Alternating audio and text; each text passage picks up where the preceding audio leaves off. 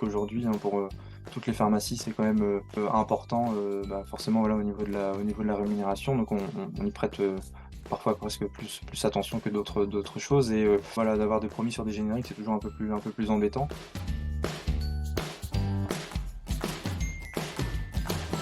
Avant Autopilote, la gestion elle se faisait un peu alors soit au comptoir, soit après un rendez-vous avec le délégué du génériqueur majoritaire, mais ce n'était pas fluide, hein, forcément. Quand on se rendait compte qu'il manquait voilà, une boîte de tel médicament, on savait qu'il fallait la chercher chez le deuxième, mais ça se faisait pas automatiquement. Et du coup, on avait forcément des ruptures par rapport à ça. Alors après, je dis pas que notre gestion était mauvaise, loin de là, mais on voit la différence après, quoi.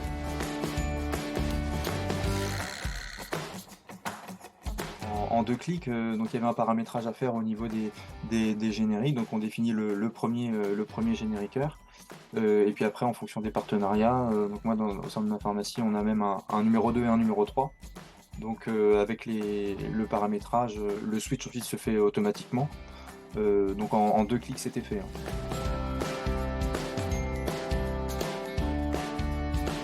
L'impact pour la pharmacie, on optimise les chiffres auprès des partenaires principaux de la pharmacie.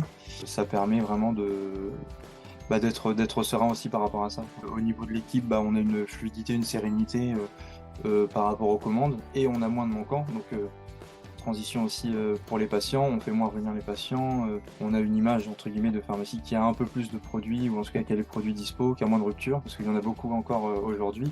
Donc c'est toutes ces petites choses là qui font que aujourd'hui, moi je suis très content de la mise en place de cette solution-là.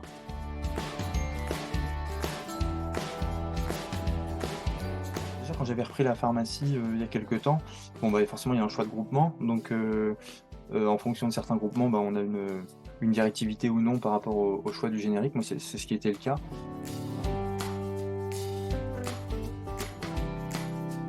Il y a une continuité par rapport aux prédécesseurs qui étaient là. Et donc on garde toute l'antériorité des molécules qui sortaient parce que voilà, il y a une reprise aussi de la patientèle, donc ça permettait de se caler tout de suite sur les patients et qui voient que malgré le changement de boîte, malgré voilà, le changement justement de conditionnement, de couleur de comprimé, le produit était là, quoi.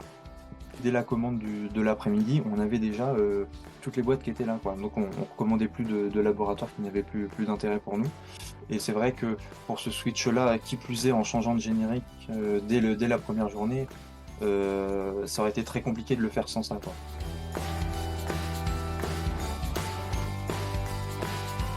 Déjà, je dirais de foncer, enfin d'y aller. Et moi, je connais pas d'autres solutions meilleures que celle-ci, ça c'est clair.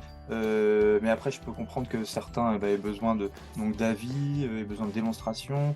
Donc moi, je pense que ceux qui en parlent le mieux, c'est aussi les utilisateurs eux-mêmes. Donc ce serait déjà de se demander si autour d'eux, ils ont des confrères qui l'utilisent et d'aller voir directement au sein de la pharmacie ce que ça donne, tout simplement. Moi, c'est ce que j'ai fait. Donc, j'avais fait aussi des e-learning par rapport à ça pour me renseigner aussi un petit peu auparavant.